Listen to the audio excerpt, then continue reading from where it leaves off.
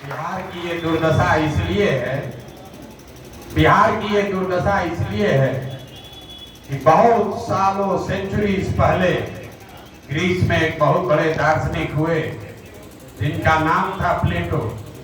उन्होंने कहा, if you do not participate in democracy be ready to be ruled by your इंफीरियर्स।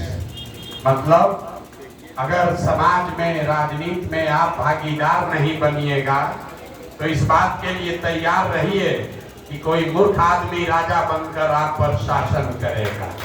तो बिहार की जो नियति है, जो परिस्थिति है, वो इसलिए है कि अपने आप को समझदार और प्रबुद्ध बताने वाले लोगों ने राजनीति से अपने इसको किनारे कर लिया।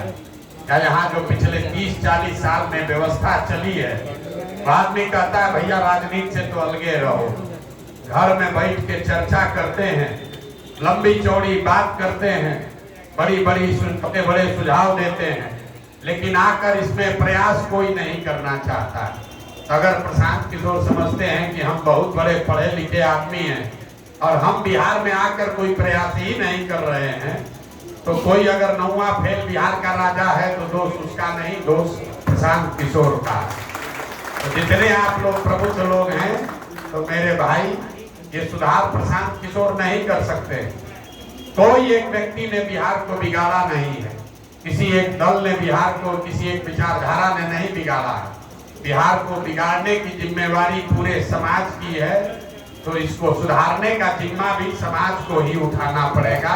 इसलिए ये अभियान है जिसका नाम है जन सुराग। ये दल नहीं है। पत्रकार महोदय खड़ा होकर पूछे, अब आपका दल बनने जा रहा है, मेरा कोई दल नहीं बन रहा। जन सुराग जिसको बिहार के 1 करोड़ लोग मिलकर बना रहे, और 2 तारीख को जो मैं 2 साल से गांव-गांव घूमकर कह रहा हूं, न मैं इसका नेता था न नेता इसका बनूंगा।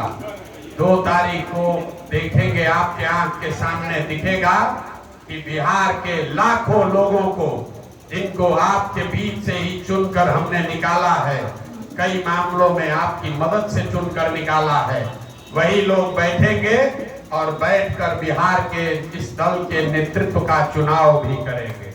वही लोग ये तय करेंगे कि इस दल का नेता कौन होगा, इस दल का संविधान क्या होगा, इस दल की प्राथमिकता क्या होगी, इसको आगे कैसे बनाया चलाया जाएगा। ये प्रशांत किशोर की बपौती नहीं है। हमारी भूमिका क्या है? आपको लग रहा है, कोई कह रहा है आप तो पीछे दूसरा दल को जिताते थे, अब आजकल पद यात्रा कर रहे हैं। हमारी भूमिका जो पहले थी वही भूमिका आज है।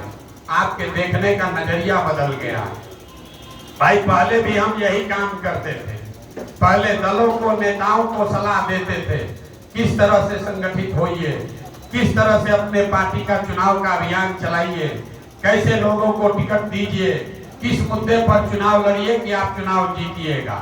काम हम आज भी वही कर रहे हैं। फर्क बस इतना है कि अब मैंने दल और नेता को सलाह देना छोड़ दिया है।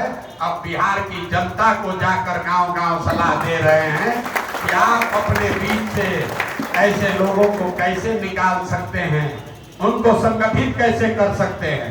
और 2 अक्टूबर को जब दल बनेगा तो प्रशांत किशोर की भूमिका उस दल के नेता की नहीं है, उस रणनीतिकार की है, उस कुम्हार की है, जो अच्छी मिट्टी और चाक मिल जाए तो थोड़ा सा सहारा दे ताकि आप अपने ताकत से घड़ा बढ़िया बन सके। यही हमारी भूमिका है।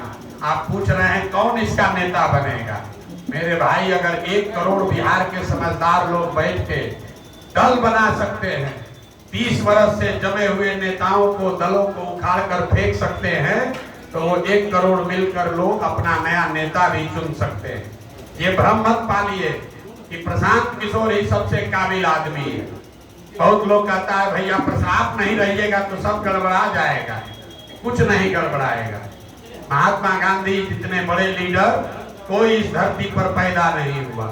महात्मा गांधी अपने पूरे जीवन काल में सिर्फ 1 साल के लिए कांग्रेस के अध्यक्ष बने। इसका मतलब ये नहीं है कि कांग्रेस पर उनका प्रभाव नहीं था।